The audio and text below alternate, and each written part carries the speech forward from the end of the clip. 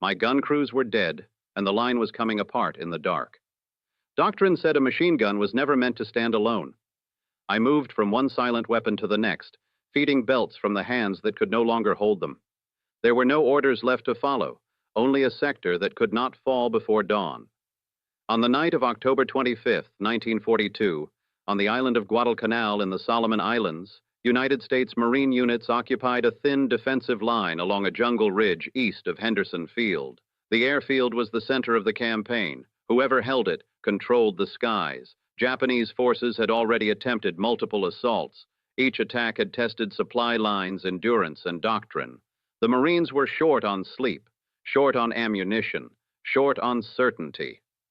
Within Company G of the 2nd Battalion, 7th Marines, machine gun sections were positioned along a narrow sector of the line.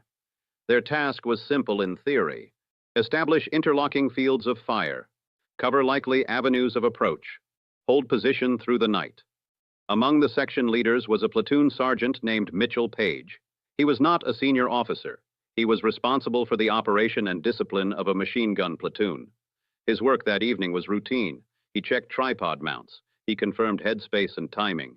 He inspected ammunition belts for corrosion from the damp air. He positioned spare barrels within reach. The jungle around them was thick. Visibility was limited to a few yards. The ground was uneven and slick.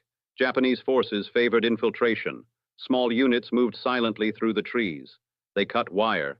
They crept between listening posts. They attacked at night.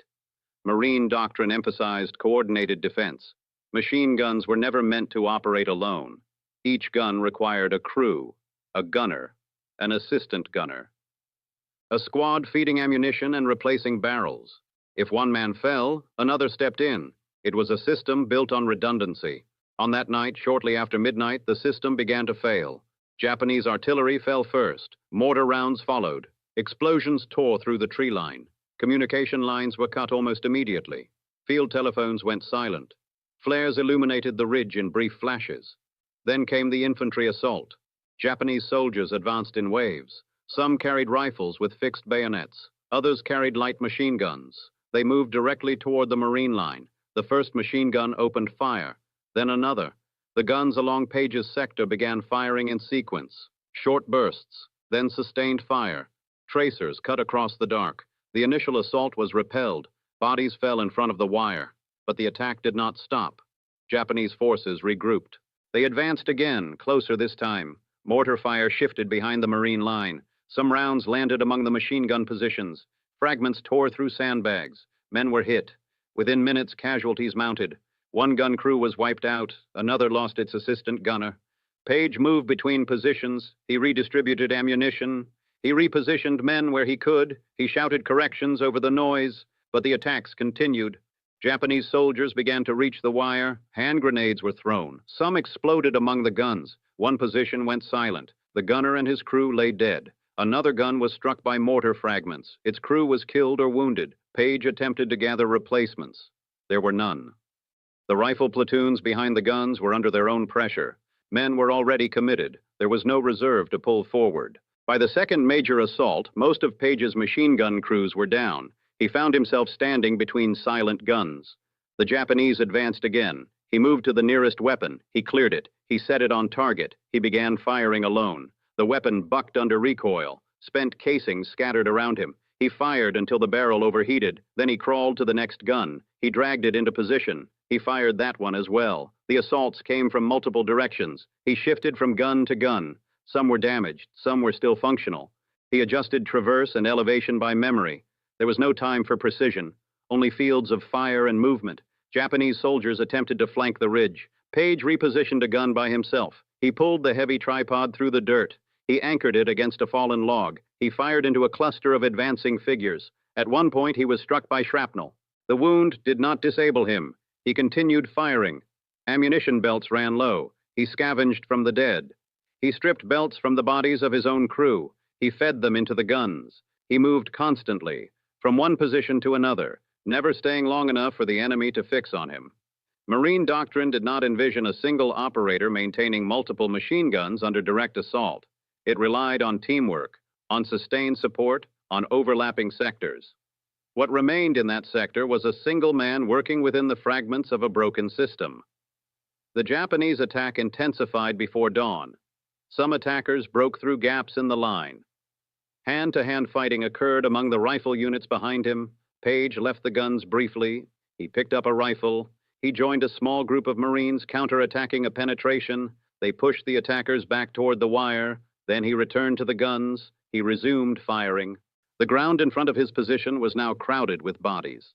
The air was thick with smoke. Visibility dropped as dawn approached. The Japanese made one final attempt. They advanced in a concentrated group. Paige positioned himself behind the most stable gun remaining. He braced it with sandbags. He fired in long, controlled bursts. The advance slowed, then it stopped. The assault collapsed. By first light, the ridge was quiet. The Japanese survivors withdrew into the jungle. Paige stood among destroyed positions. Around him were the bodies of his machine gun crews. The guns were hot. Some were damaged beyond repair. The defensive line in that sector had held, but it had held in a way no manual described. Reinforcements arrived after sunrise. Officers assessed the damage. They counted the casualties. They examined the field in front of the wire. Reports were written later that day.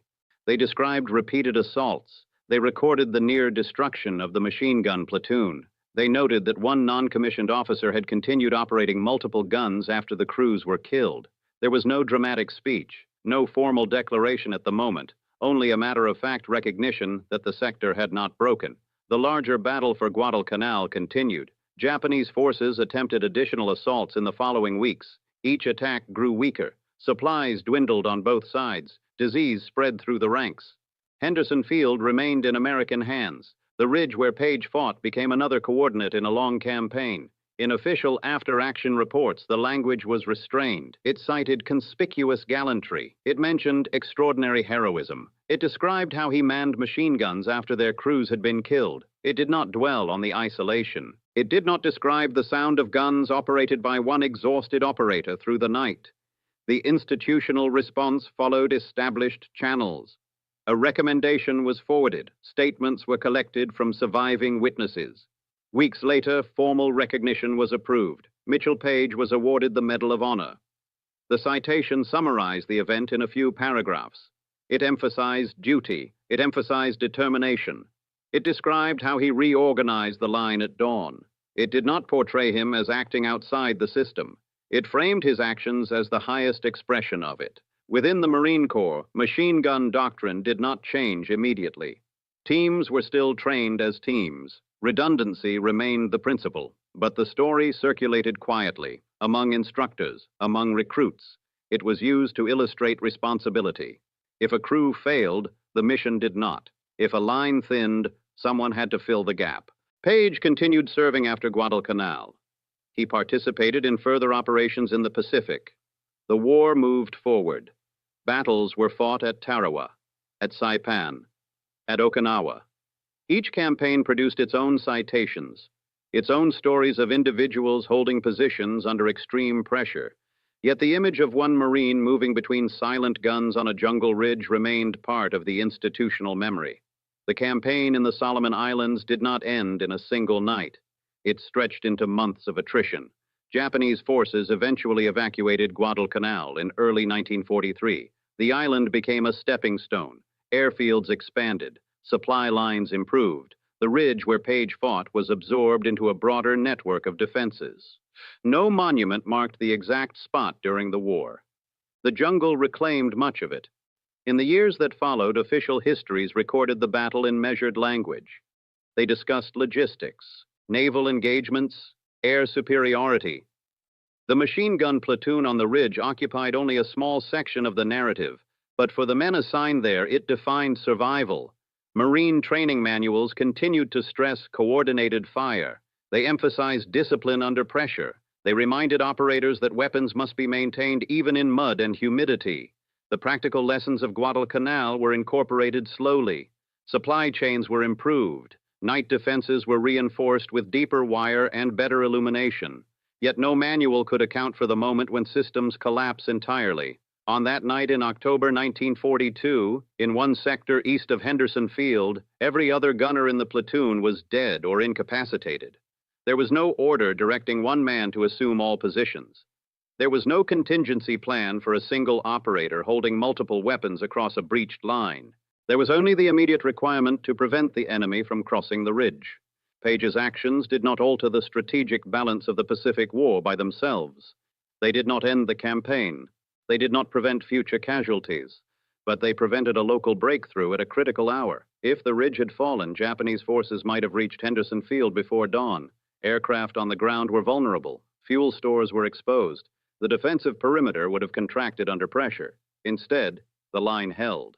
At sunrise, the airfield remained operational. Aircraft took off that morning. They flew patrols over surrounding waters. They maintained the fragile control that defined the Guadalcanal campaign. Years later, when Paige spoke publicly about the event, he described it in practical terms. He referred to the guns, to the positions, to the need to keep firing. He did not describe himself as fighting alone in a symbolic sense. He described performing the job that remained when others could not. Many of the Marines who died on that ridge were buried far from home. Their names are recorded on memorials. Their individual actions are less documented. The focus of recognition narrowed to the one who survived. It is an imperfect record. War often reduces collective effort into singular narratives. But on that night, the collective had been reduced by circumstance. The system failed piece by piece. What remained was a single operator moving between the fragments. In later decades, as veterans returned to Guadalcanal for commemorations, the terrain had changed. The jungle had shifted. Erosion had altered the ridge. Exact positions were difficult to identify. But the operational situation could still be explained. A thin line, a dark jungle, repeated assaults, a dwindling crew. Military historians examining the campaign note that night attacks were central to Japanese tactics. They relied on surprise, on infiltration, on breaking cohesion. In that context, the destruction of a machine gun platoon was not unusual. What was unusual was that the sector did not collapse afterward. Paige eventually retired from the Marine Corps. He remained associated with veteran organizations. He attended ceremonies. His Medal of Honor citation was read at events. It remained concise. It mentioned that he continued to operate machine guns after his comrades were killed. It stated that his actions prevented a breakthrough. It did not attempt to dramatize the isolation. In the broader history of the Second World War, Guadalcanal is remembered as a turning point in the Pacific. It marked the first major offensive by Allied forces against Japanese positions. It demonstrated that Japanese ground forces could be held and repelled. Within that campaign, countless positions were defended by small groups. Some were overrun, some were reinforced in time. One sector on October 25, 1942, was held by a single surviving machine gun operator through the final assaults of the night. His actions fit within the discipline he had been trained to follow: maintain the weapon, cover the sector, do not abandon position unless ordered. When the crew fell, the responsibility did not transfer elsewhere. It remained with whoever was left standing. The story does not end with a dramatic image. It ends with daylight, with reinforcements stepping over churned earth, with officers noting positions on maps, with a quiet recognition that the line, though shattered, had not broken. In studying the overlooked aspects of the war, attention often falls on grand strategies and named operations. Yet, defensive lines were held by individuals whose names rarely appear in campaign summaries. Some were clerks pressed into rifle positions. Some were mechanics turned stretcher bearers. On that ridge, the role of machine gun operator expanded beyond its intended limits.